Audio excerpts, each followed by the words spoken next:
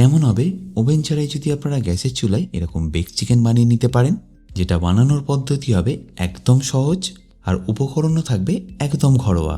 এছাড়াও করে দেখাবো ওটিজি ওভেনে দুরকম আলাদা আলাদা ডিশ। আশা করি সম্পূর্ণ রেসিপিটা আপনাদের নিশ্চয়ই ভালো লাগবে। আর এই 3টে রেসিপি একদম পারফেক্টলি করার জন্য সাথে অবশ্যই থাকবে অনেক tips and tricks. By the way, আমি শেফ অতনু, আপনারা দেখছেন অতনুর রান্নাঘর, আর আজকে আমাদের রেসিপি বেক চিকেন। তাহলে বেক চিকেন বানানোর জন্য সবার প্রথম আমি এখানে কেটে নিচ্ছি 4টে মিডিয়াম সাইজের আলু। আলুগুলোকে আপনাদের এইভাবে ছোট ছোট ডাইস করে কেটে নিতে হবে।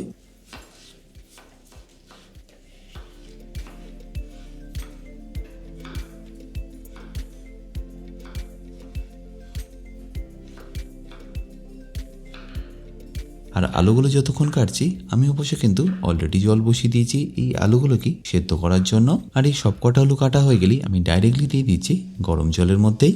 আলুটা সেদ্ধ করার সময় অতি অবশ্যই নুনটা দিতে ভুলবেন না। তারপর ভালো করে এটাকে মিশিয়ে নিয়ে সেদ্ধ হতে দিন। মোটামুটি যখনই দেখবেন প্রায় 90% মতো সেদ্ধ হয়ে গেছে, তুলে নিয়ে একটা আলাদা বাটিতে রেখে দিন। আর এই গরম থাকা অবস্থাতে এখানে দিয়ে দিন 1 চা চামচ মাখন, সাথে 1 চা চামচ গোলমরিচ গুঁড়ো, সামান্য ঝালের জন্য একটু চিলি ফ্লেক্স, আর ফ্লেভারের জন্য অরিগ্যানো। যেহেতু বয়েল করার সময় আমরা অলরেডি নুন দিয়ে দিয়েছি, তাই এখানে আমি আর আলাদা করে নুন ব্যবহার করছি না। এবার এই সব কিছুকে একবার আমি ভালো করে মিশিয়ে নিচ্ছি। এই গরম থাকা অবস্থাতেই মেশালে দেখবেন বাটারটা খুব ভালোভাবে এর সাথে মিশে গেছে, যেটা ঠান্ডা হয়ে যাওয়ার পর মেশাতে খুবই অসুবিধা হবে। তাহলে নিশ্চয়ই দেখতে পাচ্ছেন সবকিছু খুব ভালো করেই মেশানো হয়ে গেছে। এবার এটাকে আমি ডাইরেক্টলি দিয়ে দেবো একটা প্যানের মধ্যে। তার জন্য এরকম একটা আমি ননস্টিকের প্যান নিয়ে নিয়েছি, এটার মধ্যে কোনো কিছু না দিই ডাইরেক্টলি আলুগুলোকে দিয়ে দেবো। আর আলুগুলোকে দেওয়ার পরে এইভাবে একটু স্প্রেড করে দিন। তারপর ফ্লেমটা লো করে 3 থেকে 4 মিনিট এইভাবেই রেখে দিন। বাড়িতে বাচ্চা বা বড়দের একটু স্বাদ বদলের জন্য এই রেসিপিগুলো কিন্তু আপনারা নিশ্চয়ই ট্রাই করতে পারেন। আশা করি এখনও অবধি দেখে নিশ্চয়ই বুঝতে পারছেন এটা বানানো কতটা সিম্পল।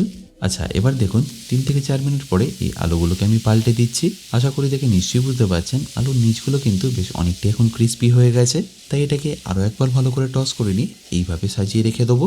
বেসিক্যালি বেক চিকেন বানানোর জন্য এটা কিন্তু আমাদের বেস, মানে এর উপরে আমরা চিকেনটাকে রেখে বেক করব।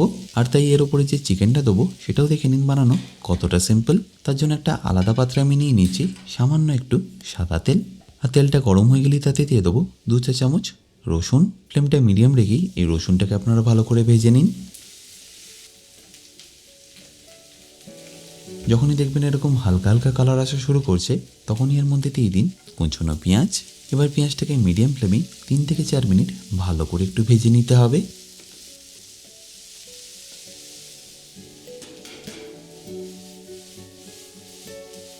আস্তে আস্তে দেখবেন পেঁয়াজের কালারটা ঠিক এরকম চেঞ্জ হওয়া শুরু করছে। ঠিক এই স্টেজে আপনাদের দিয়ে দিতে হবে টমেটো। 3টে মিডিয়াম সাইজের টমেটোকে আমি এরকম ছোটো ছোটো করে একটু চপ করে নিয়েছি। আর টমেটোটা দিয়ে একবার ভালো করে মিশিয়ে নিয়ে অবশ্যই এর মধ্যে দিয়ে দেবেন স্বাদ মতো নুন আর সামান্য একটু গোলমরিচ গুঁড়ো। আর এখানে বলে রাখি, টমেটোটা যে আপনাদের খুব বেশিক্ষণ কুক করতে হবে তা কিন্তু নয়। যখনই দেখবেন হালকা হালকা কুক হয়ে এসছে, তখনই এর মধ্যে দিয়ে দেবেন সামান্য একটু হলুদ গুঁড়ো। এছাড়াও এর রঙটা একটু ভাইব্রেন্ট করার জন্য সামান্য একটু কাশ্মীরি লঙ্কার গুঁড়ো। ব্যাস, আবার এই সব কিছুকে ভালো করে মিশিয়ে নিন।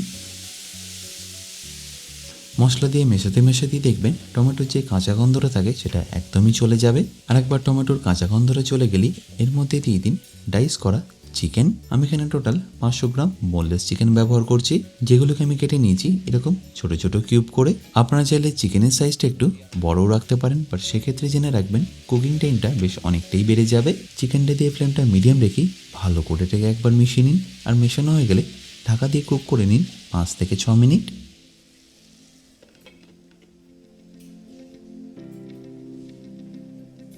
ঢাকা দিয়ে কুক করার কারণে দেখবেন চিকেন থেকে আস্তে আস্তে জলটা ছাড়া শুরু করবে। ঠিক এই স্টেজে আমি এখানে দিয়ে দেবো 1 বাটি ফ্রেশ ক্রিম। আপনাদের কাছে যদি ফ্রেশ ক্রিম না থাকে তাহলে কোনো অসুবিধে নেই, আপনারা এখানে অ্যাড করতে পারেন 2 কাপ মিল্ক বা দুধ। সেটা কিন্তু আপনাদের 2 কাপ ব্যবহার করতে হবে। এই 2 কাপ দুধই যখন আপনারা রিডিউস করবেন দেখবেন ওই একই স্বাদ আসছে, বাট ক্রিমটা দিয়ে দিলে কী হবে, রেসিপিটা একটু তাড়াতাড়ি হবে। এবার ফ্লেমটা হাই করে এটাকে ভালো করে কুক করে নিন, সাথে একটু গরম মশলা দিতে ভুলবেন না। ব্যাস, তাহলে আমাদের বেক চিকেনের জন্য চিকেনটা কিন্তু অলমোস্ট রেডি হয়ে গেছে। শুধু সবশেষে এটাকে ফিনিশ করার জন্য দিয়ে দিতে হবে সামান্য একটু ধনেপাতা। তারপর ফ্লেমটা বন্ধ করে এটাকে ভালো করে একবার মিশিয়ে নিন। আর মেশানো হয়ে গেলে ডাইরেক্টলি দিয়ে দিন যে আলুটা আমরা কুক করে রেখেছিলাম তার ওপরে।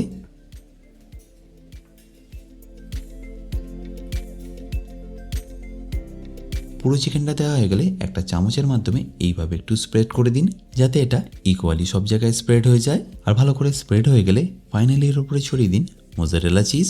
যেহেতু এটা বেক চিকেন তাই এর মধ্যে চিজের পরিমাণটা একটু বেশিই লাগবে। আপনারা যদি মোজারেলা চিজ না পেয়ে থাকেন সেক্ষেত্রে আপনারা আমুল চিজের যে স্লাইসগুলো হয় সেগুলো এর উপরে দিয়ে দিতে পারেন। রেস্টুরেন্টে গিয়ে অত পয়সা খরচা করার থেকে আপনারা এটা বাড়িতেই বানিয়ে নিতে পারবেন। আশা করি নিশ্চয়ই বুঝতে পারছেন এটা বানানো কতটা সিম্পল। আর এর ওপরে গার্নিশের জন্য আমি ছড়িয়ে দিচ্ছি সামান্য একটু অরিগানো, চিলি ফ্লেক্স আর ধনেপাতা। এবার ঢাকা দিয়ে এটাকে আমি গ্যাসের চুলাতেই একদম স্লো ফ্লেমে বেক করে নেবো। আর তার আগে আমি আপনাদের আরও দুটো রেসিপি দেখাবো, যেটা আমি করে নেবো আগারো রয়্যাল 60 লিটার ওটিজিতে। যেহেতু এর মধ্যে বেশ অনেকটাই স্পেসিং আছে তাই আমি এর মধ্যে দুটো রেসিপি একই সাথে করে নেবো। বাট রেসিপিটা শুরু করার আগে আমি এর কিছু ফিচার্সের সম্পর্কে আপনাদের বলে রাখি। এই আগারো রয়্যাল 60 লিটার ওটিজিতে আপনারা করে নিতে পারবেন রোস্ট, বেক, গ্রিল, টোস্ট, এছাড়াও আরও অনেক কিছু। প্রথমেই দেখে নিন এর যে নবগুলো আছে সেগুলোর কী কী ফাংশন। সবার প্রথমের নবটা হলো টেম্পারেচার নব, যেটাতে আপনারা 100 ডিগ্রি সেলসিয়াস থেকে 250 ডিগ্রি সেলসিয়াস অবধি টেম্পারেচারটা পেয়ে যাবেন। সেকেন্ড নবটা হলো ফাংশনের অফ অপশান ছাড়াও এর 3টে মোড আছে, যেটা দিয়ে আপনারা top heating element, bottom heating element, এছাড়াও বোথ হিটিং এলিমেন্টটাকে অ্যাক্টিভেট করতে পারবেন। তাই যে রেসিপির জন্য যেটা লাগবে সেটা আপনারা সিলেক্ট করতে পারেন। এর পরের নামটা হলো আরেকটা ফাংশনের, যেটা দিয়ে আপনারা কনভেকশন মোডের ফ্যানটা অফ আর অন করতে পারবেন।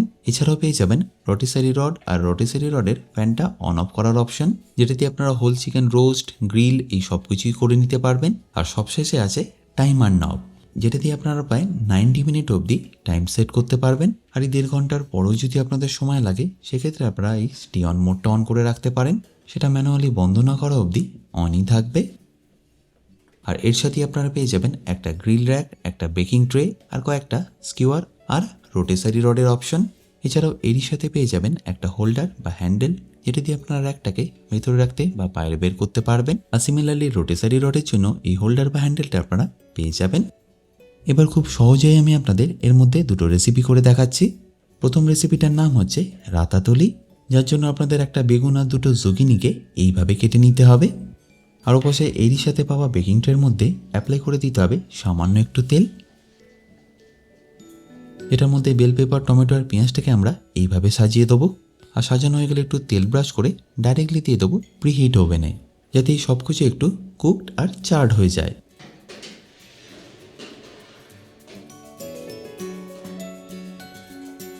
ততক্ষণ আমি আপনাদের বেক পাস্তার জন্য খুব সহজে একটা হোয়াইট সস পাস্তা বানিয়ে দেখাচ্ছি।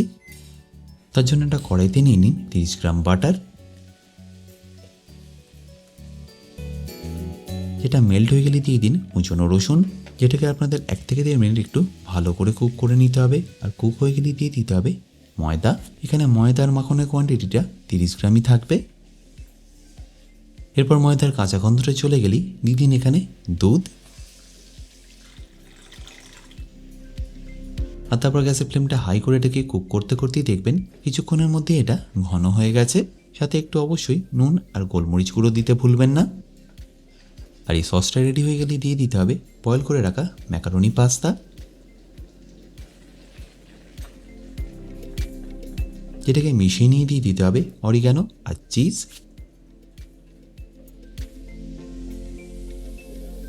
সাথে একটু পারলে ক্রিমও এখানে দিয়ে দেবেন। তারপরে সব কিছুকে একবার ভালো করে মিশিয়ে নিয়ে বেকিং পটের মধ্যে দিয়ে দিন। আর দেওয়া হয়ে গেলে ওপর থেকে ছড়িয়ে দিন সামান্য একটু মোজারেলা চিজ। আর তখন ওপাশে যে আমরা ভেজিটেবলগুলো দিয়েছিলাম সেগুলো এখন কমপ্লিটলি রোস্ট হয়ে গেছে, তাই সেটাকে বের করে নিয়ে আমি একটা ফাইন পেস্ট বানিয়ে নেবো। কারণ এটা দিয়ে আমাদের রাতাতলি সসটা বানিয়ে নিতে হবে। তার জন্য একটা ফ্রাইং প্যানে সাদা তেল দিয়ে দিচ্ছি রসুন কুচি। সেটা ভালো করে কুক হয়ে গেলে আমরা যে পেস্টটা করেছিলাম সেটা এখানে দিয়ে দেবো। আর যেটা ফুটে গেলেই দিয়ে দেবো স্বাদ মতো নুন, সামান্য একটু ব্ল্যাক পেপার পাউডার আর স্বাদ মতো চিনি, যেটা টমেটোর টকটাকে ব্যালেন্স করবে। ব্যাস, এবারই সব কিছুকে ভালো করে মিশিয়ে ফিনিশ করুন এটাকে বেসিল পাতা দিয়ে। তারপরে পুরো সসটাকে দিয়ে দিন একটা বেকিং পটের মধ্যে। আর এরই সাথে যে ভেজিটেবলগুলো আমরা কেটে রেখেছিলাম সেগুলোকে আমি একে একের মধ্যে সাজিয়ে দেবো। আর সাজানো হয়ে গেলে ওপর থেকে দিয়ে দিন olive oil, black pepper powder আর সামান্য একটু রক সল্ট। ব্যাস, এবার এই দুটোকে আমি একসাথে ওভেনে কুক করব।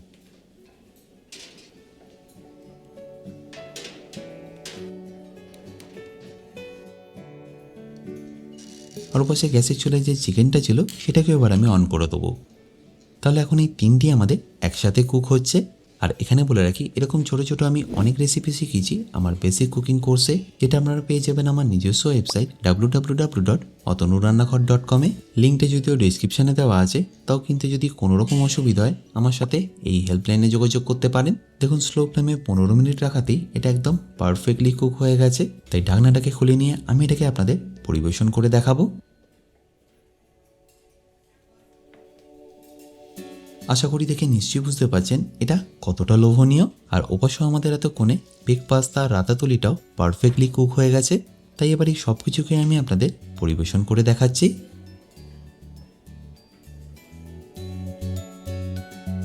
আশা করি সম্পূর্ণ রেসিপিটা আপনাদের নিশ্চয়ই ভালো লাগবে। আর ভালো লাগলে প্রতিবারের মতো আমাকে কিন্তু কমেন্টে জানাতে ভুলবেন না।